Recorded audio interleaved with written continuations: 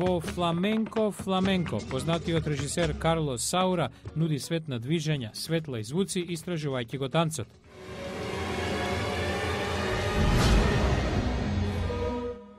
Кинескиот последователен шок ја портретира болката што ја донесоа катастрофалните земјотреси во земјата.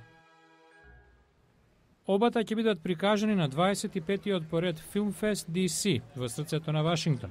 За разлика од големите фестивали, овој не се фокусира на филмската дистрибуција. Целта му е да задоволи пребирливата вашингтонска публика, вели Ширин Гареб, човекот број 2 на манифестацијата. Вашингтон е космополитски, луѓе од цел свет, амбасади, кој да е филм, од каде и да го донесеме, ќе имаме добра публика. Многу од 80-тината филмови што ќе бидат прикажани годинава, како Зелениот бран на Али Самади Ахади, веќе го свртеа вниманието на публиката во светот, а некои можеби ќе бидат кандидати за Оскар наредната година.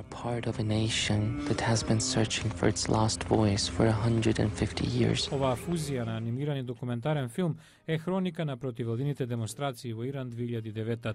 Британскиот Тестаментот на Драмонд инсистира на абсурдноста на животот. Продуцентот Тобиас Стобел е во Вашингтон за промоцијата, вели фестивалот ќе го лансира филмот. Со добрите критики и добриот прием, ќе ни отвори влез на други фестивали.